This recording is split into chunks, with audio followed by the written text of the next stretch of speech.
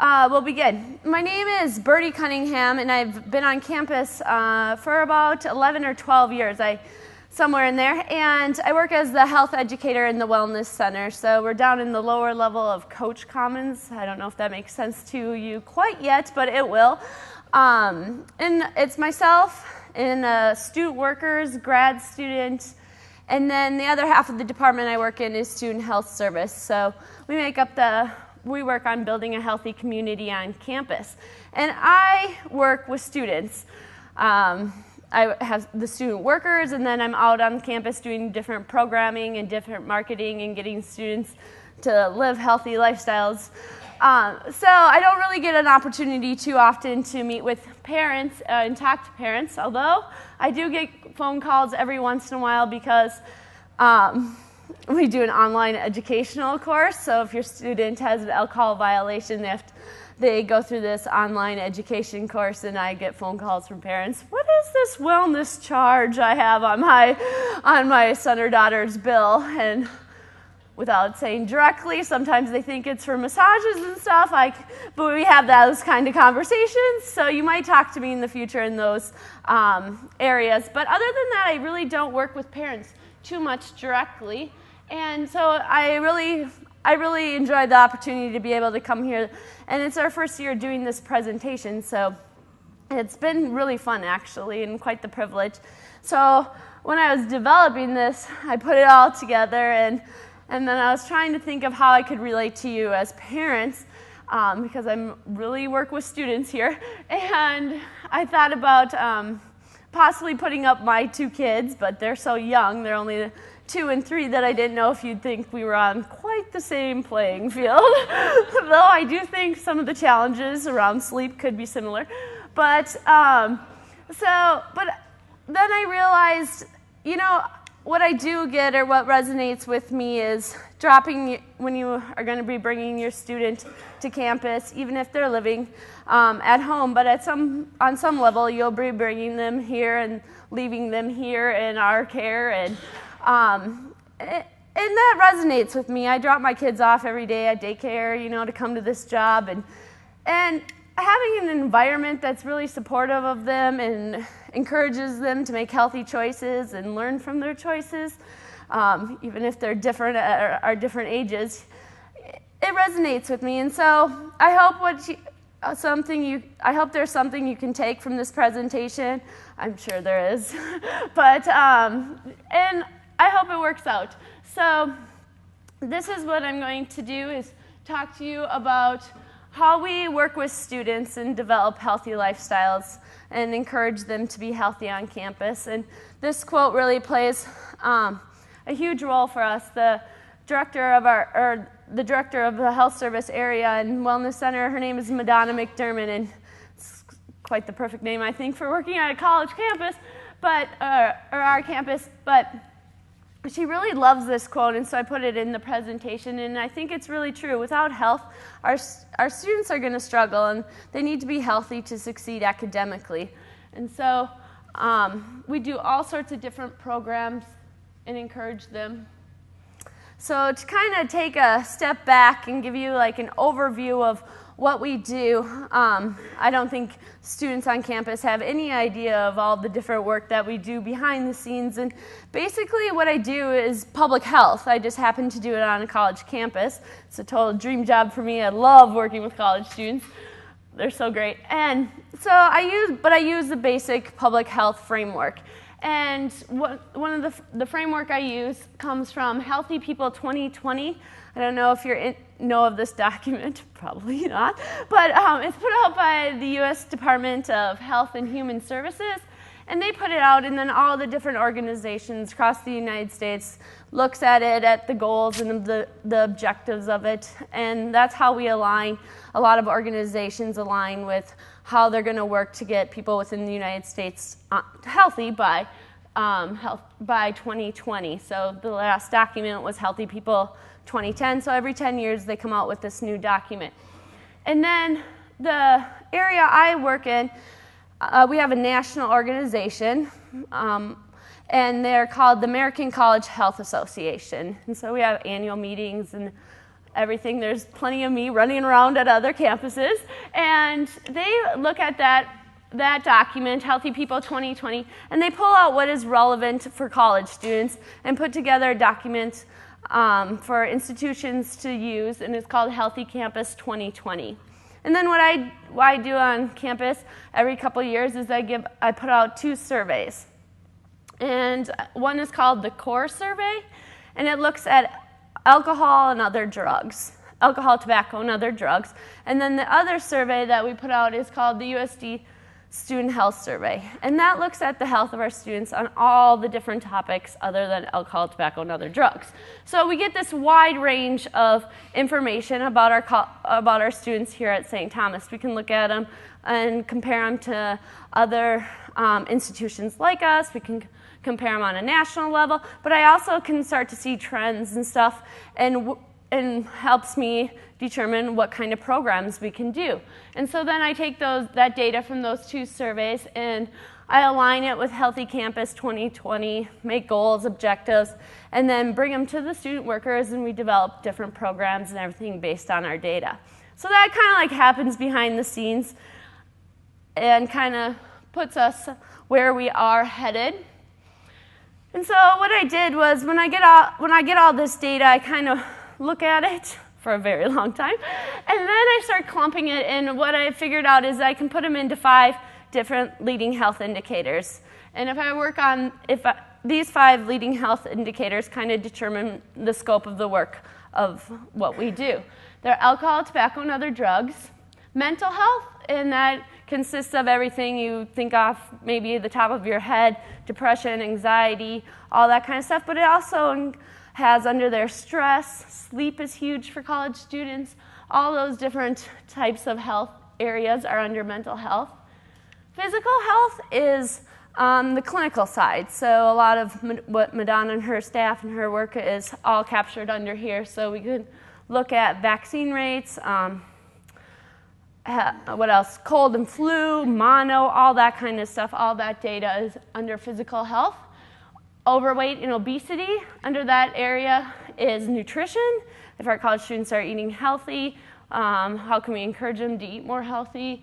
But also physical activity falls under overweight and obesity. And then the last area is injury and violence, and that captures everything from sexual violence, intimate violence, bike helmets. You'd be surprised how few students wear bike helmets when biking. Or how about seatbelts? You would think everybody's wearing seatbelts. All that kind of injury and violence stuff falls under there. So then when I looked at this data even more and more, I came up and I looked at it, I figured out that if I were to work on alcohol, stress, and sleep, I could impact all those 5 areas. They all fall in there. Alcohol is an easy one to do. Of course, falls into alcohol, tobacco, and other drugs. Mental health. Some students might drink to reduce their stress, or they increase their stress based on alcohol. Physical health. It kind of could also play into injury and violence together. Every student that comes into the clinic is asked about their alcohol use. And if they come in for a bruise or a cut from falling out of their loft or something, they're asked about their alcohol use. And they're asked, oh, is this due to drinking, or do you drink? How much do you drink? What does a typical week look like for you? And they have those conversations, and those resources are given to them. Overweight and obesity, we know it's tied to that. Most people have a lack of desire to be physically active after having a few drinks the night before, we could say, or the amount of calories in alcohol plays into overweight and obesity. And injury and violence, we know like sexual violence goes up when alcohol is placed in the realm of it. And like I said, like falling from the loft and other injuries like that. So if I concentrate on alcohol, stress, and sleep, I'll have the biggest bang for my buck or impact on our students. And so what I thought I would do just quickly is go through these 3 areas and give you some information. Like I say, take what's helpful and leave whatever's not I'm sure something will be, of course. Alcohol. So, our students and alcohol. We know that of the students that drink on campus, 30% of them have missed class, report missing class because of their alcohol use. And 20% have performed poorly on a test or an important project.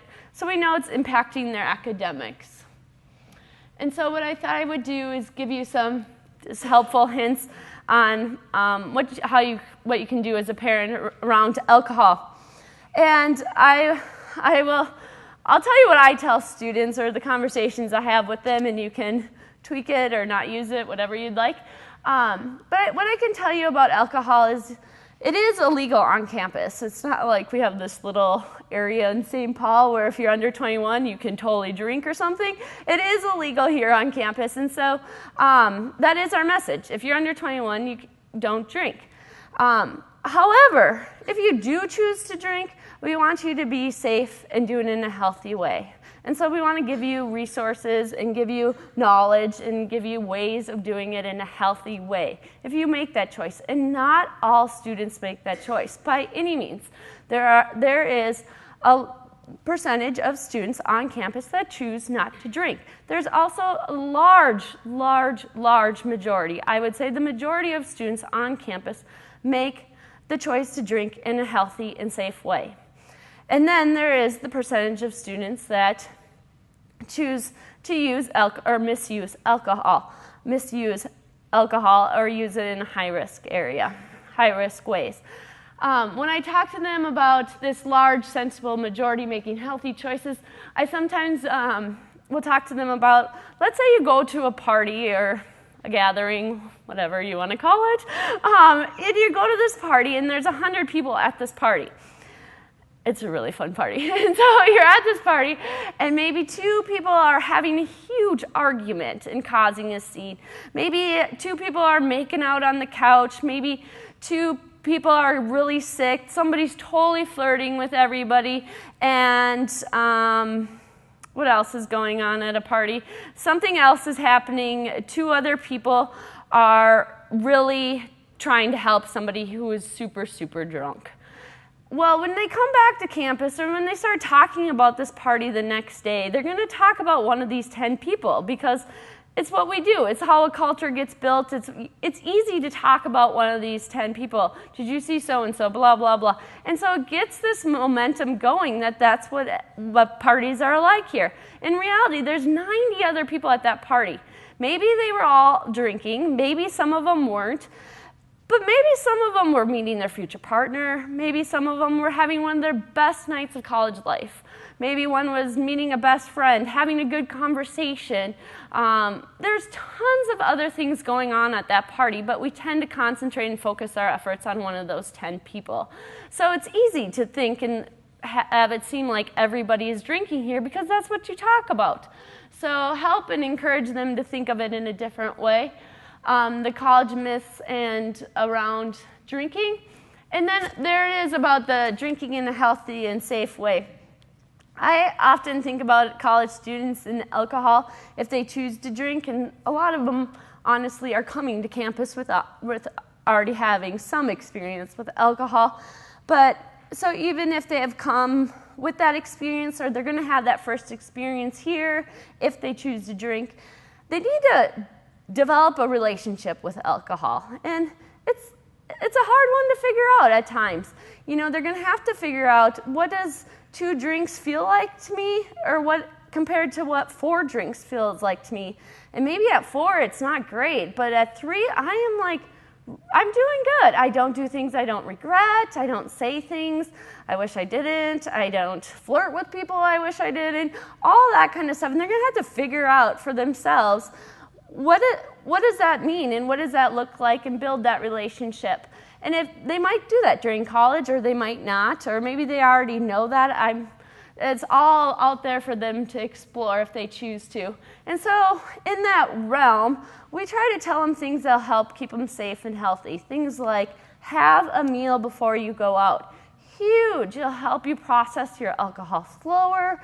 You won't get so intoxicated so fast. Like, have a meal before you go out. Huge, huge. Drink 1 drink per hour. It's general rule of thumb. You'll feel good if you just have 1 drink per hour. Go out in a group setting and come back in a group setting. Huge safety one, especially here in being that we're in a metro area. And stuff like that, have a designated driver. We have this whole list. And so we try to give them those messages in many different ways. And then we have this nice little resource. It's called eChug. It's on the Wellness Center webpage. I know you all run to it. It's down in the lower right-hand corner, and it has some cheeseburgers on it, and it's always on our website, but throughout the year we do some big, huge promotions about it and try to get students and have them take it and stuff. And what it is, it's about maybe 7 to 10 minutes long, and you just go through and you answer a series of questions. How much do you typically drink in a week? How much money are you spending on alcohol? Do you have a family history of alcoholism in your family? All these different things. How many students do you think drink on your campus? How many do you think drink nationally? All this data, and then it gives them back a quick report about, oh, you spend this much money on a typical week on alcohol. Well, this is how much you would spend over a year. So it kind of makes them see the bigger picture of it. The one that's always so catchy for them is they compare how many calories they take as compared to how many cheeseburgers they'd be eating. It really works for some people. They also look at your motivation to change your behaviors and stuff. It's a quick little tool made for college students, and we use it a lot. So that's alcohol. Now I'll talk about stress. Hopefully you're not stressed out at this point. I guarantee you at some point your college students will call you up and tell you they are so stressed. And we know they are. 51% of them report having more than the average or greater amount of stress. They are stressed out, and rightly so. They have a lot going on, and I'll get more into that after this data. Oh, so what are they stressed out about in the last 12 months? Academics, it makes sense. I mean, they might have been high achievers in their high school, but now they're in an environment where everybody's a high achiever, and that puts on different expectations and everything. And the workload around academics is huge.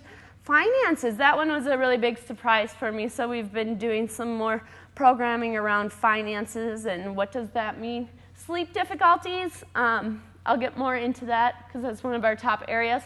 And then relationships, as I would say, kind of sums up the rest of them. This past year, when we saw this data, relationships, it's a big one to take on. And what about relationships is stressing them out? And so a couple of the students in the Wellness Center, we started doing some stuff around social networking and around Facebook. And what does it really mean to be a friend on Facebook, or what's stressful around Facebook? And we just held focus groups where you could come, have a bite to eat, and have these conversations. Professors started giving extra credit for students to come and have these conversations. And they would sit around and talk about what are the stresses of Facebook? What about when you find out things about your friends on Facebook, or things you weren't invited to, or all that kind of stress around relationships? And does it really mean you have 500 friends? That would be stressful, I think. But in reality, what is it? Men have really 2 to 3 really close friends, and that's it. Most men have that many close friends. They don't. So this perception of having 100 friends, so they talk about all that kind of stuff. And they were highly popular on campus. So, and I'll get more into sleep. So our students are stressed. About 40% say their stress is affecting their academics. 30% say their sleep is affecting academics. 14%, depression. 14% the relationship piece is affecting their academics. And about 20% have a concern for a troubled friend and family member. And this, I think, is huge. All of a sudden, if you are living on campus, you're with people 24/7. Maybe your best friend wasn't living with you. prior to college, like right now they could be in your room all the time, and these relationships get so close, and you're in this environment consistently. And what if one of them you think has an eating disorder, or what if one of them is broken up with their significant other and can't get over feeling sad about it? Like, you're with them all the time and having them navigate through those kinds of things. So as a parent, stress. Help or assist your student figuring out what reduces their stress. Because chances are you have a really, really good idea of what helps your student reduce their stress. Probably even maybe better than what they know about themselves. So when they call you up, say, have that conversation, like give them different resources. One on campus that we talk about with students is on the Counseling and Psychological Services website. There is free downloads of relaxation tapes, so they can put it in their iPhone or their whatever medium, I don't know. They can put it so they can just listen to it right off of their gadget while they're in the library, or they can listen to it before they go to sleep. It totally works for some people, and they're free, and there's all different minute ones. It works for some students, and some students are like, no, thank you. But it's a different type of resource that's out there. Remind your students the importance of time management and creating a schedule. This is huge. A few years ago, we had a grant to have student planners come to campus, and actually I think it's still going on, and your students will receive a planner when they get to campus, and within that planner is a place for them to come up with a weekly schedule. And highly encourage your student to plot out what their week will look like and try to stick with it. Because when they get to campus, there is going to be so many opportunities for them. There's like over 80 clubs on campus that would love to have your student as a member. So they're going to be over inundated with possibilities to get involved. So they're going to have to figure out in their weekly schedule, and this can be stressful. They have to figure out their academic time, so when are they in classes, which they will know at that point. When they're in classes, when are they going to study? When are they going to work? When are they going to socialize? A ton of our students volunteer. When are they going to eat? When are they going to sleep? When are they going to be physically active? If they have a huge spiritual life, or even finding time for themselves, when are they going to do that? When are they going to hang out with their friends? When are they going to see you?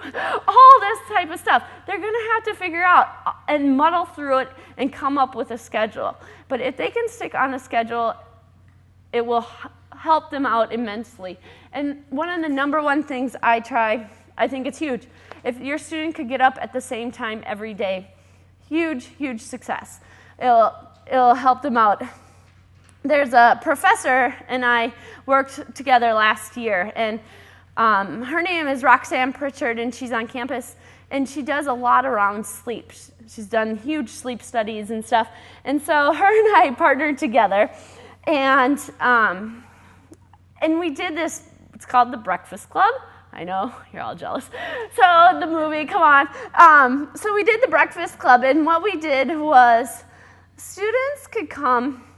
They had to sign up. It was all based on this idea. If you do something for 20 days, your habit then changes into a behavior. So for 3 weeks, students, all incoming freshmen only, students came together for 3 weeks, Monday through Friday, and then if they missed one of those days, they could do a makeup day on a Saturday. But they all came on Saturday anyways because we were so fun, I know. That was why. But Monday through Friday, they had to come at 8 a.m. every morning. This is a huge commitment for college students. 8 a.m. every morning, and they got free breakfast, which was really good food. They got free breakfast, and then if they came, if they met all the requirements and came every time, then they got entered into this drawing, la-di-da, and it was a huge prize.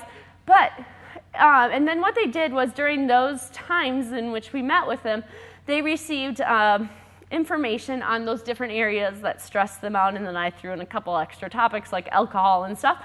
And then we talked about the importance of like finances. We know it's stressing you out. So we had somebody come and talk about from the financial aid perspective, paying for college as a whole, have you looked into this, all those conversations. And then we had somebody come and talk about budgeting, relationships. There's two professors on campus that are really popular. One came and talked about romantic relationships and the stresses about that and what does that look like and what is romantic relationships built on, all that kind of stuff. They loved it. And then we had somebody talk about relationships with friends and family and what does that look and what are healthy characteristics and myth busting around it and everything. And so we had them come all during these times, and the students, they loved it. And then we interviewed them about because our sly way of researching was also around their sleep, because we wanted to see how much of an impact it would make if they got into this routine of getting up in the morning at the same time every day. Huge, huge impact on their stress levels, their emotions.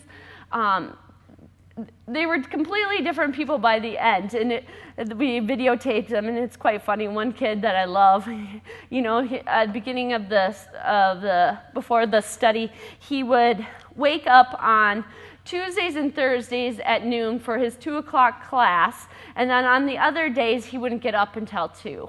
Because he didn't have class until later on. And so he never would wake up early. And then at the end of it, he was like, now I get up before my alarm clock, before 8 o'clock. And then another student talks about how she's going to bed early in the evening because she's into getting up earlier, having breakfast, which is so huge, having breakfast, and then finding times to study that they didn't have before. So it's playing a huge effect. So if you can get them into a schedule, so important. And then encourage them to get involved in the Wellness Center, of course. Here's a quick just snippet of the different programs we do. Like I say, we do tons of different programs trying to reach students where they're at and give them tools, whether they know we're directly doing that or not, to take, and figure out what works for them. When do they feel better? The wellness, I'll go through a couple. Wellness 5K, Run Walk. It's one of our bigger events. It is the Saturday morning of homecoming. Around 300 students come and run it. It's totally free of charge. Tons of students walk it, tons of students run it. You get a free t-shirt if you sign up by a certain day. We do, this one I think is kind of funny but clever. We do grocery bingo and they love it. The bingo board is all around nutrition facts, so you have to know the answers to the nutrition questions being asked, and then you walk out with free bags of healthy groceries to make free healthy meals. We do cooking demonstrations with a chef on campus so you can learn how to make quick healthy foods, what you can keep in your residence rooms. What else? We have bike rental, free of charge, so they can grab a bike to go biking around the Twin Cities. We do relaxation classes. We give out free massages. They will probably know this at some point. We give out free massages around finals time and midterms time. We also have a massage therapist that teaches classes so they can learn how to do stress points, trigger points, so I don't forget the name, and then, or how to give massages, how to do a hot stone massage to yourself, different ways of deep breathing exercises, healthy spring break. We give out kits that have a lot of information around how to have a safe and healthy spring break, so reminding them around alcohol use, sunblock, all those kinds of things.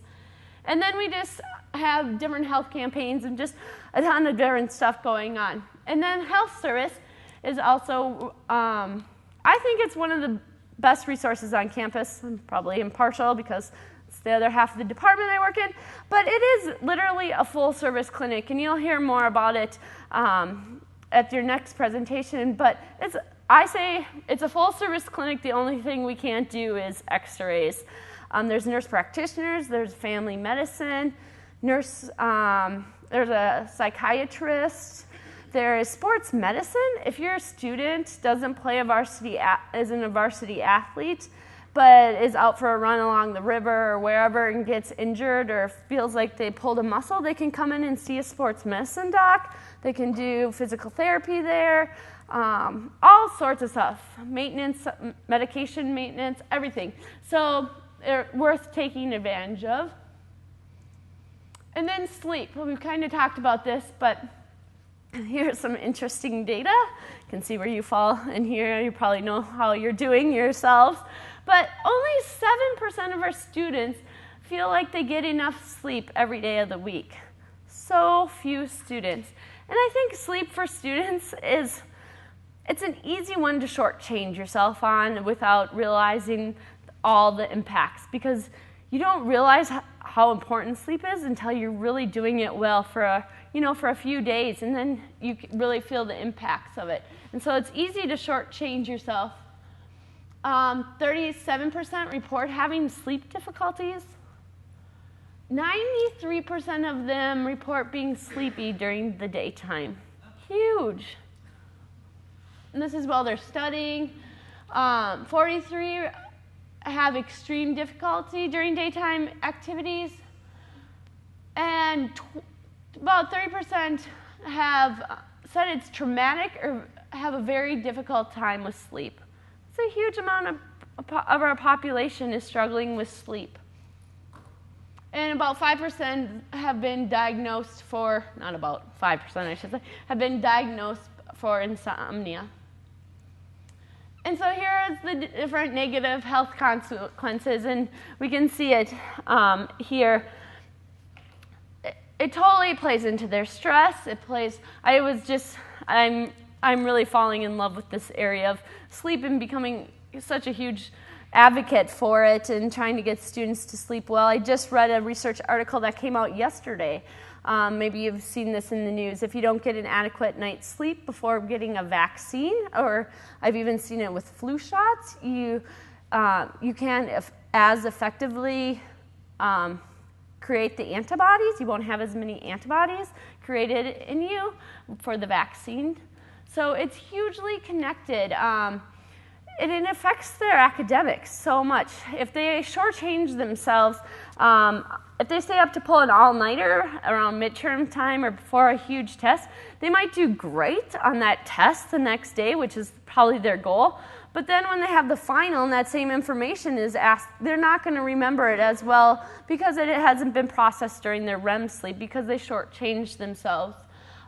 Huge. It plays into weight gain because you're now eating for energy. Like you're doing those quick things to get you going instead of being able to eat and maintain your energy level. Because you're sleepy, you're going to pick those sugary foods, those really yummy things all the time, which I don't know if it's totally bad, but supposedly. So the weight gain is totally in there. National, like when I was at the conference this year, there's a couple speakers that are even like looking into maybe we should start looking at sleep as it relates to obesity, and is there a huge connection on a national level about that? And it's really fascinating to me. So we can see all the different health consequences around sleep. So Pritchard, the professor I work with, she has these fabulous sleep watches, and she has students wear them and as they do their student projects and stuff. And here's one student's sleep, and you can see how this is just from a Wednesday to a Monday, how they're shortchanging themselves every day. The red would be sleep. So it's an easy thing, I think, for them to sacrifice. And so they can shortchange themselves over a few days. And then, like, look at this student's sleep patterns. And the 0-0 would be midnight. You can see they're just like all over the board. And I think one of the common myths students have, I call it the sleep diet, is that they will keep themselves up longer throughout the week because then they can make up all their sleep on Saturday because they could sleep till 2 or noon on Saturday and they're not having to get up for classes. But you can't do that. Sleep doesn't work like that. You can only do 30 to 40% of making up what you have lost. And then if you've already lost more and more every day, it just compounds and compounds. And so what can you do as a parent? Encourage your student to wake up at the same time every day. wake up, they're most likely going to have an 8 a.m. class at some point because they're incoming freshmen. And so, but they're not going to have an 8 a.m. class every morning. But if they could get up at 8 a.m., have breakfast, get their day going, this usually works.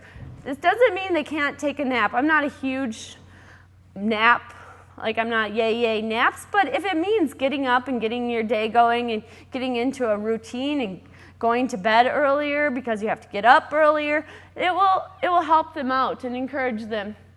The right to an environment that's suitable for sleeping. This is a huge one, especially if they're living on campus or out of the home at any time during their 4 years. And having this conversation in the beginning with a roommate that you may or may not know can be difficult, but to try to encourage them to have that conversation before it's 2 months into their relationship with this person, it could get a little more hard to have that conversation. But I need it dark, or I need it quiet, or when your phone is on in the middle of the night and it keeps buzzing all night long from people texting you or calling you, it's waking me up. Can have those conversations, or have them talk about what does a good sleep environment mean for them and how can you negotiate that stuff. We hand out things different points throughout the year, we call them sleep kits. They have sleep masks in them, earplugs, all different things. But those might be legitimate things they need to bring to college or discover that they need to get a good night's sleep. And make sure they're getting the 8 hours of sleep, or as close to it as possible. And so in closing, like I say, if any of this resonates with you, let your child know you're available to listen. And I think they know this, or obviously you're very caring parents. You're spending a whole day learning about their college experience they're about to embark on. But let them know that you're here to listen at any point. And, about having a dialogue about their social life as well as their academics. And I think for students, they're not probably going to maybe they will, I'm not sure, but maybe not be able to talk to you about alcohol all the time. But if you bring up, how's the social life going for you there? How are you feeling about that? Just constantly bringing it up instead of just having it be this one-time conversation. I think it'll play some nice groundwork. And I also think for college students, most likely your student at some point is going to make a choice. Maybe around alcohol, but it might be around something else. And they're going to really have a hard time with the choice they made at some point. And to really have an honest conversation with them and let them see the big picture and get them back going. And yeah, maybe you made this alcohol choice and you got in trouble around alcohol and you broke a violation, but let's learn from it. Let's keep going. This is just... what can we take from this and keep going? I think for college students, and it's kind of why I love working with them, everything is so immediate and so stressful. Can you imagine if you lived at your job? They're here. They're students. They live here. They eat here. They socialize here. Everything is so compounded for them. And so when something goes wrong, it's their whole entire world is shooken up here because it is their whole world. So having those conversations and keeping them seeing the bigger picture of life, and I think is a big one. And know about the resources on campus. Parent Network, which Sharon, I think you've met her or seen her around, she's a great resource and can help you navigate things. Academic counseling. On the academic side, it's really great. Counseling and psychological services, we've kind of talked about it, and maybe you're somewhat familiar with it. It's totally free of charge for students. I think most students, when they go more than once, so they have an average number of visits. So students can go as much as they need to. It's a really great service, and if you think, this has been a question that's been asked by parents, if you think your students should go there, but you can't convince them or it doesn't sound like they want to go there, a really good way to kind of get them in there is through a health service or through the wellness center, I think. We have really close relationships all together, and so encourage them to go to the Student Health Service, which we've talked about, and all the different resources, and then the Wellness Center. We do those fun programs and everything, and I'm more than happy to have conversations with you at any point if you need or would like to, and have your students get involved. All right, so that's what I got. Any questions you want to ask? Oh, yes, I always feel like I'm never have any idea what's coming at me. One time a parent was like, well, how would you have the conversation with your student if they asked you if you got super wasted in college? I was like, oh, okay, we'll walk through this. Totally caught me off guard, so I never know what I'm going to get here. What exactly is St. Thomas's alcohol policy? What is St. Thomas alcohol policy? And I believe at your... How is that maneuvered on how will your student know about it and stuff like that? Well, specifically a scenario if they were to come on campus drunk. Oh. Does that determine where? So the question is around the St. Thomas alcohol policy. And I am not going to get into the specifics of it because I believe next you'll meet Jim Sachs, who's this great guy. And he is our disciplinary guy on campus, and he will talk to you around the alcohol policy at your next session. He will lay it out for you, I believe. I can tell you this, that where I fall into the line of alcohol policy on campus is we do a lot of the education around it. So if your student receives a violation, all students, first-time violation around alcohol, will go through an online educational alcohol course that we put on through the Wellness Center. And I really think it's one of the reasons I stay at St. Thomas. What I do is public health. Like, I could be doing this anywhere, but I really believe in what St. Thomas does with their alcohol policy because they're into the educational piece. A few years back, the big, huge, rumblings around college health was, I know you all heard it at your jobs, but our big rumbling was around the Good Samaritan statement. And so I brought it back to campus, and I was like, we need to have a Good Samaritan statement here. If you are a college student and your friend is so drunk that you're worried about their health, but you're drunk too and you're under 21 and you're not supposed to be drinking and you're too afraid to call about your friend, crazy. That's so crazy, but students make these choices, right? And so I was like, we need to have a Good Samaritan statement saying if you call and you're not supposed to be drinking about your friend, you shouldn't get in trouble. You should have the freedom to call without being scared about what's going to happen. And when we sat down and we talked about it, Jim Sachs and the dean and Residence Life, and we talked about this policy, we came to the conclusion, at St. Thomas, we don't want that person to get off free. We want them to know that they're not going to be maybe as in trouble or however you want to word it, but we don't want to not see them. We want to be able to have a conversation with them about the choices they're making around alcohol. So students know, call about your friend's health for sure. Don't worry about what's going to happen to you because it's going to be beyond your favor that you called for your friend, but we still want to meet with you, and have a conversation about why you were around your use of alcohol and are you doing it in a safe and healthy way and have those conversations.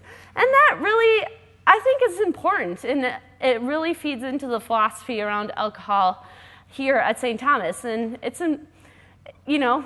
alcohol is huge for college students, and I really believe in our values and our mission around our alcohol policy here. And you'll find out the exact stuff you need to know at the next session. And your students are finding out about it in many ways. They walk away knowing that. Yep. Do you have any idea about with the numbers pertaining to St. Thomas versus the national? It seems like St. Thomas with sleep and alcohol, that St. Thomas is actually leading the national studies. Is there a reason for that? Yep. I keep getting that question.